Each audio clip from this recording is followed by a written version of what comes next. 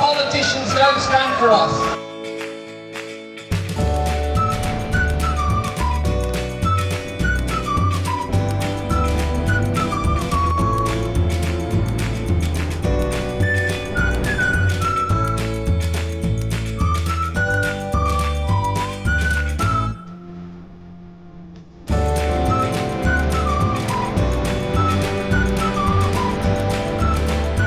I want to talk about the horrendous events in America with Charlie Kirk. We saw that sort of side. When you heard that news, what was your reaction? I mean, I was actually shocked. I was literally shocked. I think it was about 9 o'clock English time, wasn't it? 9 p.m. And I was like, oh my God, how the hell can that happen? In the neck, 130-yard shot, bloody awful. And, it just wakes you up to the fact that there is an assault on freedom of speech. And what they want to do is to shut down people like me. They want people like me to think you could get a bullet in your neck if you keep speaking. But what he also did when he pulled that trigger was admit that he'd lost the debate. They responded to Charlie Kirk's arguments, not through arguments that defeated Charlie Kirk. They had to defeat the man.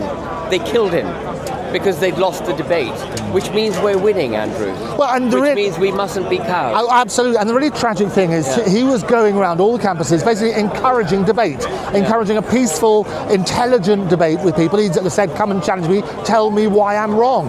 Yeah, absolutely. And that's what we need. Someone earlier said to me, there are counter-protesters out there, and are you concerned about that? Well, I say, great, there are counter-protesters out there. Democracy has always been riven with division of opinion, but what we don't want is violence. We don't want people taking the law into their own hands, or indeed the law being used to shut down free speech. There are 12,000 arrests a year because of non-crime hate incidents.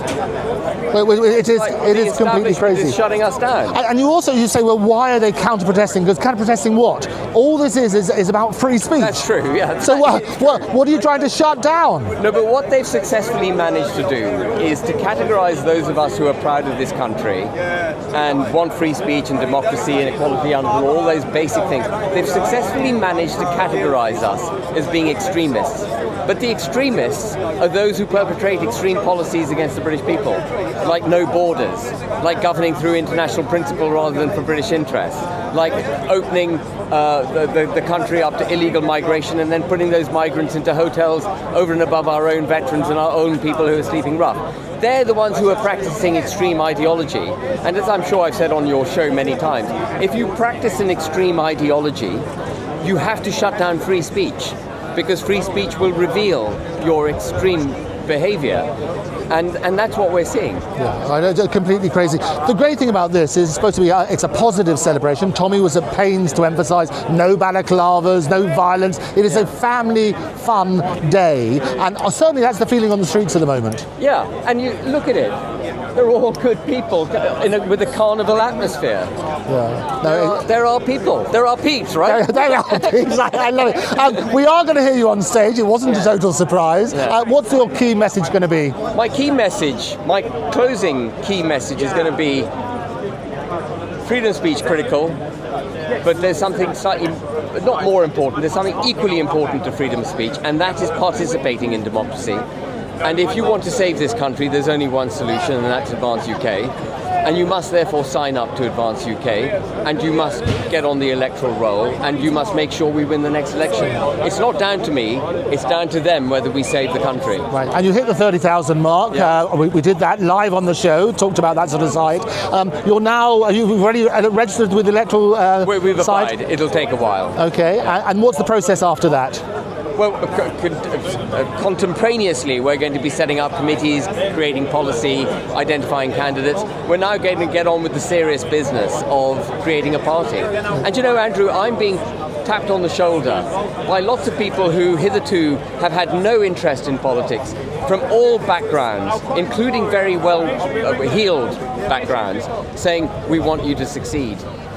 People offering me donations out of the blue. Right. And we love that sort of side. We've talked, obviously, Elon Musk on the show all the time, the Andrew Eborn show. Elon's a big supporter of yours, is retweeting a lot, or re-exing, I guess that is now, a lot of your posts. What's the latest regarding Elon? So, I mean, nothing really. I think he's a continued supporter of Advance, and as long as we continue to do what I think is the right thing, I think we'll continue to have his support. Okay. But we can't take his support for granted. Well, I think the biggest support is allowing that free speech and retweeting that endorsement. There are 536 million people on X. It's a huge platform, and to have his support is massive. Yeah, absolutely. Ben, a real pleasure. I know you're a really popular guy. Everybody's down here seeing you. I look forward to hearing your speech later. See you, Andrew.